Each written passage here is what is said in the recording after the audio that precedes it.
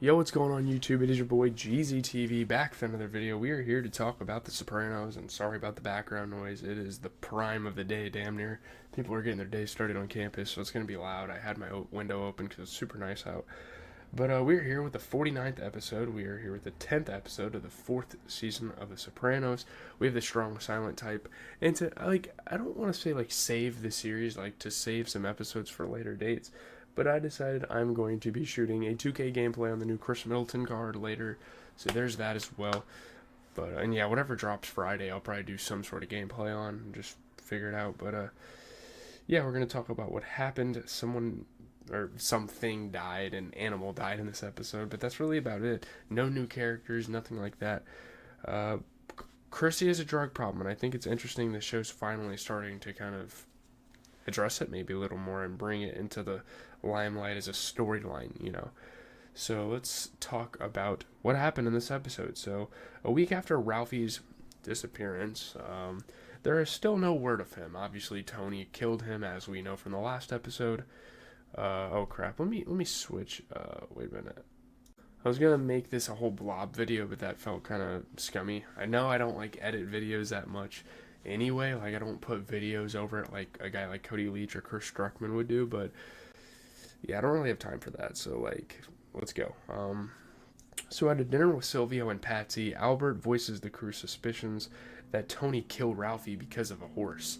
And yeah, he's heard a lot of things through the grapevine, and he's obviously right about his suspicion. And it's going to be interesting moving forward, if anyone's going to take action, address Tony, confront him about it. He's obviously the boss, so no one can tell him really anything.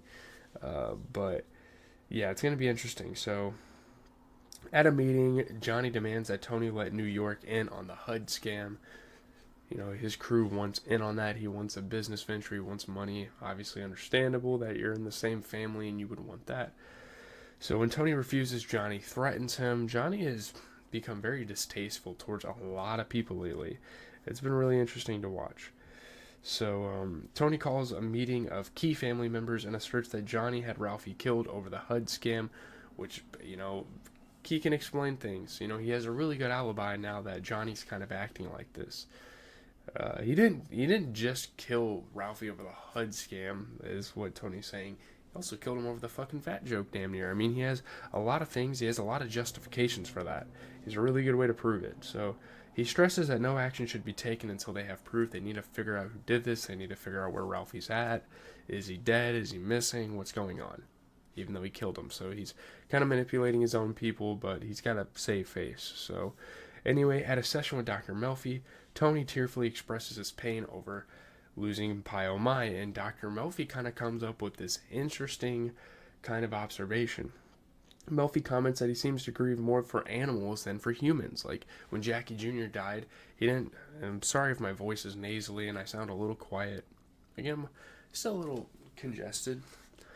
But yeah, it's really interesting when he came through talking about Jackie Jr. He didn't express nearly as much sympathy as Pio Mai here or the Ducks from the beginning of the show. I mean, the portrait of him and the horse is delivered to the Bada Bing as well. Tony angrily orders it destroyed. He's pissed. He's fucking mad about this because he knew he could have had something with this horse and Ralphie fucking destroyed it. But when Paulie sees Benny and little Paulie trying to burn the painting, he rescues it, overvaluing it and saying it would be an honor to have it in his house. I'm not really sure what kind of mind game Paulie is playing here. He definitely doesn't actually want to have it in his house. He's just trying to be weird. I'm not really sure what's going on with him. It's super interesting. Maybe he's gonna have a reason later on. I don't know. He hangs it in his living room, but later takes it down to have it modified to garb Tony in a Napoleon-like uniform. I don't know if it's some weird joke that Paulie's trying to pull off. But Paulie hangs it up again and sits with his back to it while watching television, but Tony's eyes are still on him. So there's some interesting kind of symbolism going on there. It's weird. I don't really understand it. But Furio returns with gifts for AJ and Meadow, but to her disappointment, nothing for Carmela. Carmela's a weird character, man. Let me tell you. Most of the main character women in big TV shows like this and in Breaking Bad, you start to just question their personality. And she just comes off as a weird fucking person.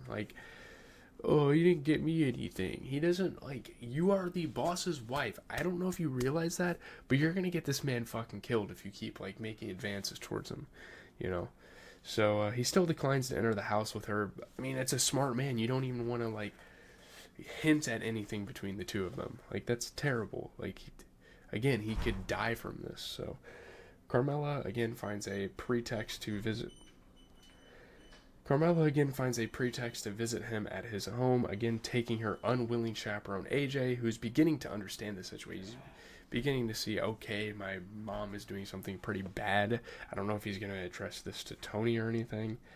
But Carmela confides in Rosalie, who urges her to not go any further with Furio.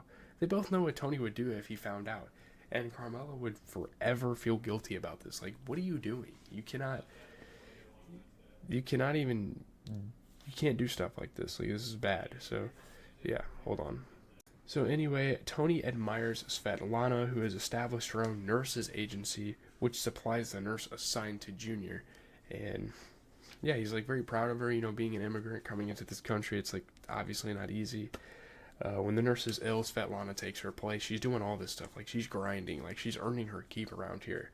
And that's obviously very respectable. Tony goes to the house one afternoon when he knows Junior is napping. They know. They have sex on Junior's couch again. He's starting to take a liking to her, and he wanted to use that as an excuse to have sex with her, and I don't know. It's strange. Sorry if there's going to be loud stuff in the background. It is what it is. But afterward, Tony is put out when she suggests they not see each other again. He's kind of like disappointed by this because he feels like they have an emotional connection. And Tony has got to fucking control himself, man. Like, it's getting bad. The regular nurse returns unexpectedly and can tell what has been going on. She kind of has like a weird look on her face. It's pretty funny. But yeah, Adriana breaks down in tears when she finds that Christopher, in a heroin-induced stupor, sat on her dog and killed it. I know it's kind of fucked up, but there's kind of like a comedic element to this situation because it's like the dude sat on your dog and killed it because he was high.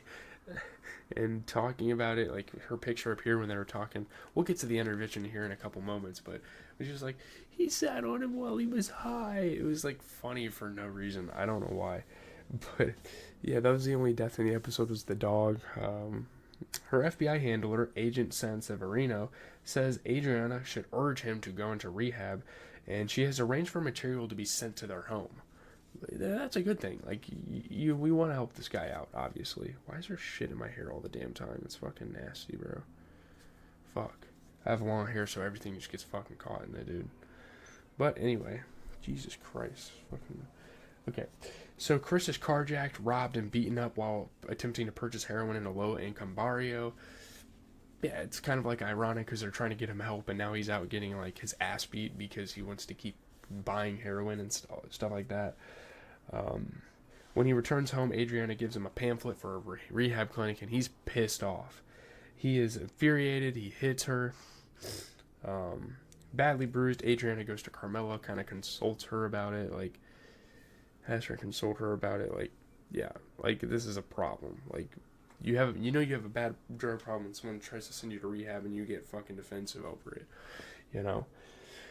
So, Junior advises Tony to kill Chris, but he refuses. Like, why the fuck are you hitting women? Obviously, hitting women is a very shameful act, especially, like, in the mafia, so. Instead, family and friends organize an intervention. It soon degenerates as Chris is irate with everybody in the room. Like, why are you being so fucking judgmental? Why are you confronting me like this? Tony's enraged when he hears that Chris killed Adriana's dog. Like, why the fuck would you do such a thing? How could you be so foolish? Everyone is just lampooning Chris.